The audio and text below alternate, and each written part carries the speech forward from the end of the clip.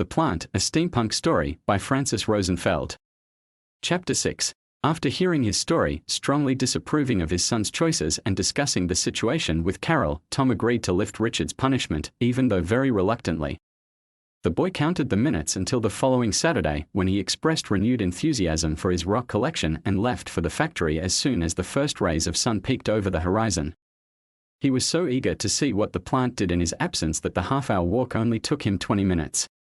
In his enthusiasm to get to the factory floor as soon as possible, he almost ran straight into the evaluation committee, assembled for the purposes of finding a solution to the plant problem and, just as importantly, figuring out how was it possible for it to happen.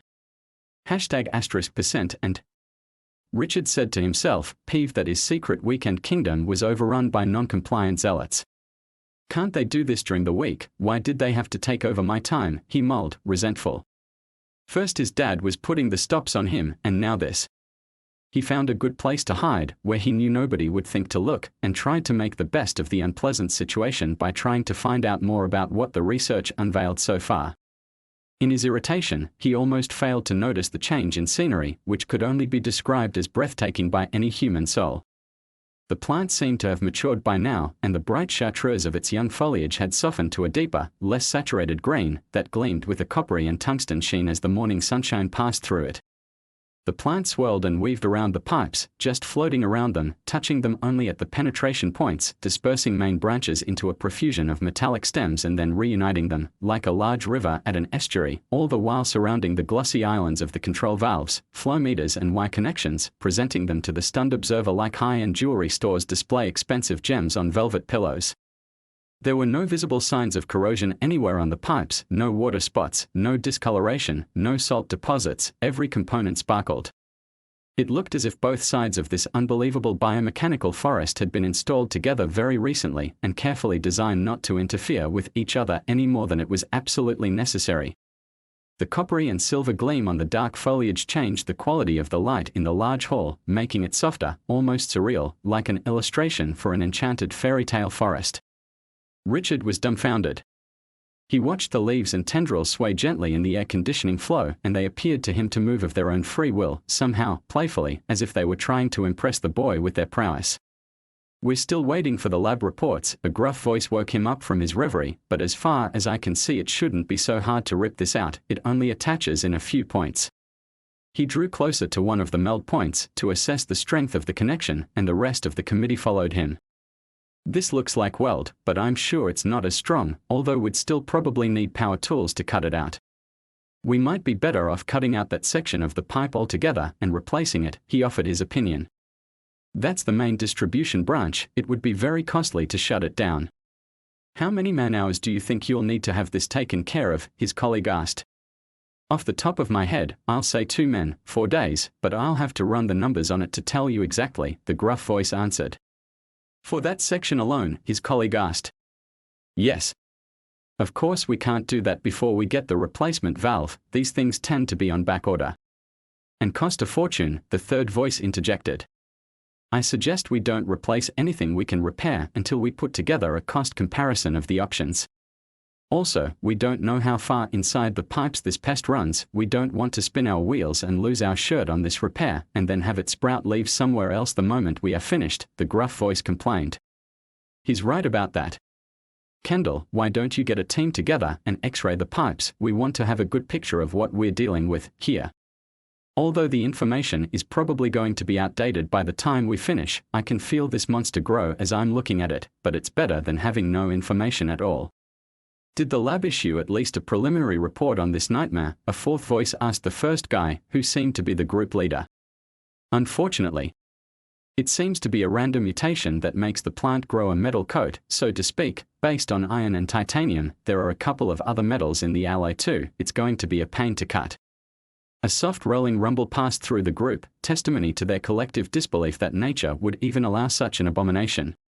"It's going to eat through the pipes like a termite until it finishes all the iron," the fourth voice protested. "Not so. It did consume some iron in the beginning, now it replicates it," the first speaker replied. "It grows iron like produce," the fourth voice replied incredulously. "From what I understand, it's more like nails or hair," the former explained. "The plant grows steel hair," the latter mocked. Well, not exactly, the former tried to clarify his point. Great. We get the metal already drawn into wire and everything. Never mind, another voice in the background protested. So, you mean there is potential for us to actually harvest and use some of this metal? Some. We need to study it further, for now the first priority is to remove it from the pipes. We don't even know how it propagates, or under what conditions. What makes you so sure you'll be able to grow it somewhere else? We need to take our time and not rush into anything we'll regret. Not rush. It's going to swallow us alive before we get the metal out of it. Are you seriously considering any delay on the removal of this? Have you even looked around? Does this seem like a functional factory floor to you? Another person exclaimed, exasperated. The group quieted in acknowledgement of the fact that machining high-precision components in the middle of the enchanted forest didn't seem like a rational proposition. Okay, so, action items. Ken, X-ray the pipes. Chad, give me a comparative cost estimate on replacement versus repair costs. Julie, call the lab and commission another study to assess the usability of the metal. I can't believe I'm saying this, but do I have a volunteer who would like to spend some time with a horticulturist and get an understanding of what makes this thing tick? Groans and protests ensued. Please, it's important, he cajoled. A volunteer stepped forward with all the joy and enthusiasm of a human sacrifice. After this, the gathering finally scattered and everyone went home, after the customary polite inquiries about children and family events. Richard was relieved to finally see them gone, so that he could get out of his hiding place, which was cramped and uncomfortable. He found himself rooting for the willful plant, and hoping, in spite of logic, that the research took as long as possible to allow it to thrive a little longer. The beautiful trespasser. He vowed to do a little bit of research on his own, to figure out if he could take a cutting, or a leaf, or something, and grow it somewhere else. There must be a good location somewhere along that abandoned route where he could plant it and care for it, away from prying eyes. He touched one of the leaves and gasped, because it was as hot as a stove, and this brought up another practical concern. How does one care for a plant one can't touch without burning oneself? He spent an hour walking around the factory, inspecting his precious, not knowing whether to be happy or sad about its extraordinary transformation. It definitely looked nothing like his secret weekend kingdom anymore. It almost seemed to have grown another dimension, and under the thick padding of greenery he could barely discern the bones of its original structure. He stopped at the lookout on his way back to rest his eyes on the beautiful city view, trying to figure out how much their lives were going to change. He feared that change and the uncertainty it brought, and then remembered Jack and his alien conspiracy theories. Richard would have been almost relieved to prove his friend right. At least it would have given him an explanation for why all of this happened. It would have given him someone to blame. But there wasn't anybody to blame and nothing to blame them for, either. Getting upset about this situation was just as useless as blaming the wind for scattering the leaves you just finished raking. The wind doesn't care. He arrived home just in time to avoid giving a full account of his morning activities, and spent the rest of the day being a model teenager, to his parents' great joy and bewilderment. Jack showed up for their regular get-together at the malt shop, a little late and frazzled. Richard decided to start with the bad news, just to get them out of the way. Sorry, man. No aliens. Yes, I know, Jack said, irritated. Say, do you think it would be possible to get a piece of that plant? I'd do anything to get a peek, he exclaimed, eyes gleaming. How? Jack faked shock. I can't get into the factory, I'm sure it's locked all the time. We could, maybe, find our way inside it somehow, you know. Jack suggested. There is no way, you know that. Besides, we just dodged a bullet. I don't want to get in trouble anytime soon, Richard protested, really irked that Jack couldn't even give their latest disaster a couple of weeks to cool down before he proposed another blunder.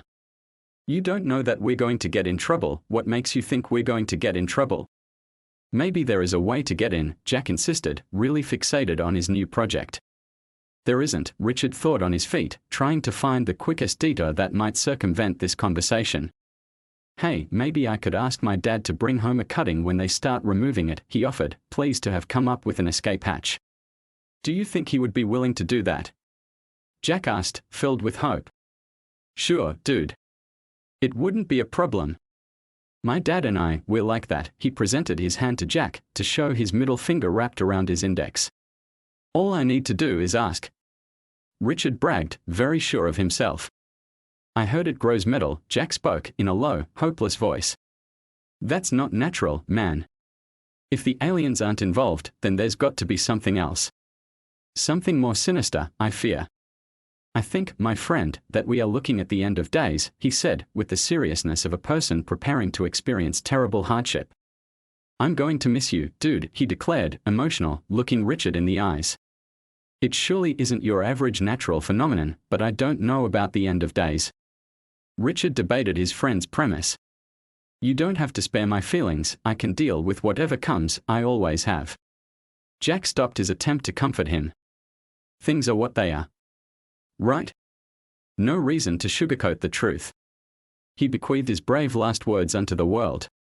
He then looked down into his glass to be further saddened by the fact that all of his beverage was gone. Do you think we could have another one of these?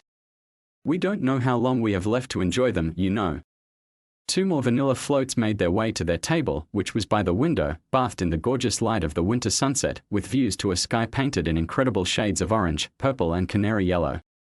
Across the street, 2 families had taken a short break in their daily stroll and stopped in the middle of the sidewalk to exchange the latest news. Their toddlers were running around them, full of an energy impossible to tame, forcing them to interrupt their chat regularly to settle down the little ones, stops that put a strange, almost musical rhythm in their conversation. The first snow had fallen the day before, and it glowed sparkling white, in contrast with the tree decorations and the colorful winter coats. Who knows how long we're going to enjoy sunsets like this, Jack mourned, philosophically. I'm pretty sure the sky is going to stay put, Richard replied, confused, not understanding what got into his friend, who was normally very upbeat, bordering on irresponsible. What guarantees do we have, really? Yesterday you were sure there couldn't be a plant growing in the pipe distribution manifold. How do you know that it's not going to suck all the oxygen out of the atmosphere and let us all expire, desperate and gasping for air? He painted their gruesome demise, lingering over its details. Richard didn't know how to answer him. And all the heat will be drawn from all of us to be consumed by that ice-cold plant, so cold, so dreadful. Jack continued contemplating his landscape of doom. Actually, it's hot to the touch, Richard let out without thinking. He realized his mistake as the words were still passing his lips, but it was too late, the cat was already out of the bag. Aha! I knew it. You scoundrel, you saw the plant and don't want to tell me anything about it. Spill, he ordered, miraculously regaining his hope for the future. Wow, back up, dude. Richard tried to repair his misstep. I heard my dad talking about it, is all. Jack stared him down with a look that didn't leave any room for dissimulating the truth. You're a terrible liar, Snake. Leave that to the experts, man, you really stink at it. So, what do you know about the plant?